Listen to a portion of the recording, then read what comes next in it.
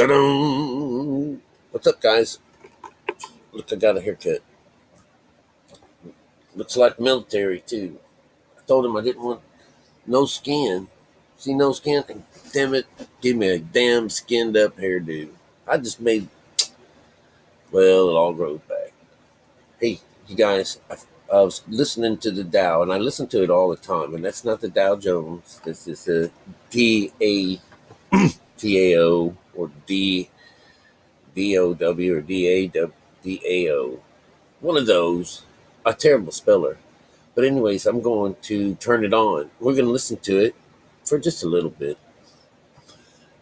Um, what is the Tao? The Tao, the TAO. Tao actually means God. All right, you know, everything's so backwards on this thing.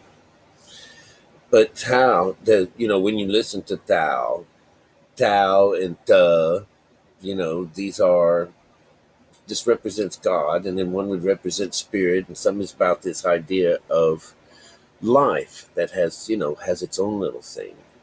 But what we are interested in is this symbology, the conversation that comes about mother.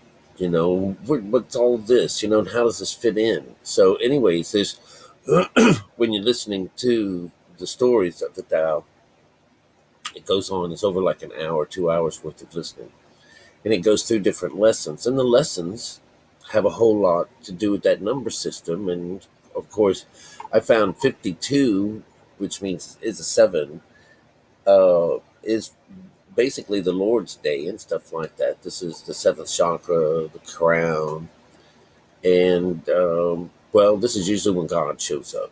All right, because Jesus is before this, and then the female, the whole idea. But anyways, I'm going to minus you down, and so I can push that button. All right, and then maybe I can push it back up. I'm not sure. I'm just not all that technical, but we'll try this out. All right, but listen up on this thing. All right. Chapter 52. In the beginning, God creates the world, and it stays on as the mother for all. So let it be known that there is a mother, and all living creatures are her children. Let it be known that all her children have the right to be with their mother and to live freely and eternally. Oh, childlike man, be humble, love Mother Thou. Close your mouth, shut your senses. Effortless and joyful, you will experience life here on earth without toiling day in and day out. Oh, egoistic man, too proud, too arrogant. You ignore Mother Thou. You talk too much, you mess things up. Hopeless and alone, you will have a hard life here on earth, toiling from dawn to dusk. Now you have a choice. It's up to you to seek the truth in small matters and be enlightened. Find the strength in softness and be strong. Turn the light into insight and be one with all. And if you behave in this way, you will be away from harm's way. Oh yes, this is called practicing Tao or natural long life. Chapter Chapter 53. Well, that's really just letting you know that, this mother is this thing that we're supposed to connect to, and no one really knows about her. So really what we're doing, we expose her to show you that that's really, the key to, you know, once you've, it looks as if, we don't have to unravel this world, but we're just unraveling ourselves. And so it's just really fun. I just wanted to let you know that that's the Tao, TAO. And what it means God.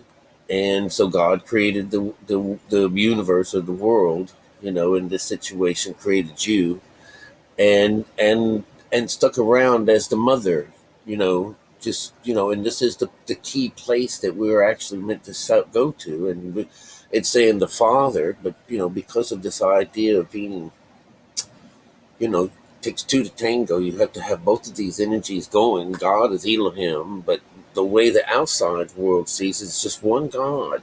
You've been talked into it. It's just being one guy, just a man, no female. You know, and part of this, they've taken this, made the Holy Ghost or some as like wind. You know, she could be, but I think she's more water. The truth. You know, but anyways, we're all going up into her lap, and we come find out that you and I are Father. All right, there's nothing out there. It's all in you. It's all about you. And so we get a clearer instance of something that's a few thousands years old, and they think, and everyone is reading this. I thought that it was everyone's interpretation, but no. Whenever I hook it up, it finds out that everyone is reading the same interpretation, basically the same way as it was before, about whoever or wherever it came from. And so it's just really interesting to find out about. If you can listen to this and understand it, it's the same as being able to read this Bible like myself and like I teach it to read it. And you can do it too. I'm not nothing special, right? Anyone can do this if they can get past that wah crap, that goes about in their mind, because this is just out of your range of frequency to understand. You know,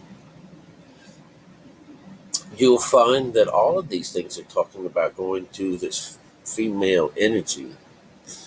And why is it that the outside world is so afraid of it? And so you know, you'll see that, go those places where they say don't go. This is what it's done to me. I want to go and touch something that says not to touch it, and see what happens.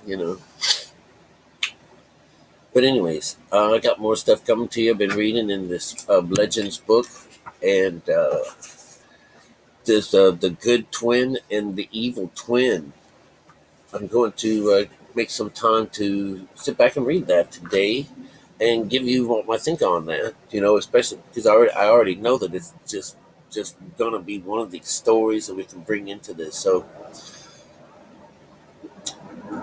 one of the cool things about this number system, this code that I call it, whatever, wow, so creative, is that it links the world's religions and the world's faiths, those that are old. I don't think it's going to have anything to do with, Mormons and stuff like that, Baptists. They use a different Bible.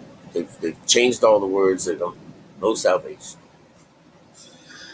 Remember, there's only one way, and it's global. And that's what this is. This is not diluting anything to do with God or the Bible or Jesus. It's a network. It's a network of this, of knowledge that was encoded in all of these wonderful little stories, and things that they're still resonating with us today, as fairy tales and stories of legend of old and stuff like that. That we are taking absolute real, but inside the symbolic reasons, the symbolic is in the energy. It's a story. Say, hey, wake up. Hey, wake up, you guys. But through our efforts of uncoding the Bible, then we find that this is a slumber that we are put in, and that we made a pact with God to enjoy a separated place within Him. But at the same time, we find that it's this female energy is locked in us, just waiting for us to open up. And that's Pandora's box. It's the coolest shit on earth, you guys. So when we bring in Japanese or Chinese or the Asians, and we have the American Indians, and this is global. It's all global. All right. It's just absolutely beautiful, and it was ancient. At one time, everyone knew about it. And not only can I not only find it in our Bible in every instance of it, but almost every temple and everything that we see in India is telling the story. This inner voice that comes inside of us. But they're thinking, no, they used to have all of these, and they may have, because our world has just been churned over and a religion, because basically we've heard, this is something we heard from the Bible, is that it's happened before. That we seem to just keep going for the dogma because of our will, that we've been giving a will. And that will is to serve this side or that side. And one side's been hidden from us. So where is our choice? What happens? Where's the choice? You know? Where's the choice when it was hidden from you? You know? But then we find out that we're supposed to go through this. If you don't suffer, you ain't getting nowhere. Damn. Well, anyways, to know all this information and figure this thing out, it just makes you feel better. That's what your soul is looking for. It's like, there is a reason. And just a few chapters before this thing we just heard, it talks about that the Tao, it completes you, but it doesn't control you. It just completes you. It makes you one. You one without the whole. You are whole without the whole. That's what it says.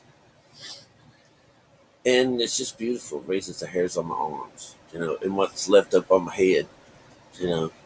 But damn, you guys, how cool it is. This information is supposed to set you free. I guess that's what it is. So, anyways, I'm gonna go and do my homework, and I got to do other things. I'm gonna make a video of my business here. All right, this is how you do it. I don't know. Is there a word for someone who has a sex with with watermelons? Because I had this beautiful yellow flower pop up, and it's the female. And I have always been watching these. This is my melon patch that I have above the washer and dryer.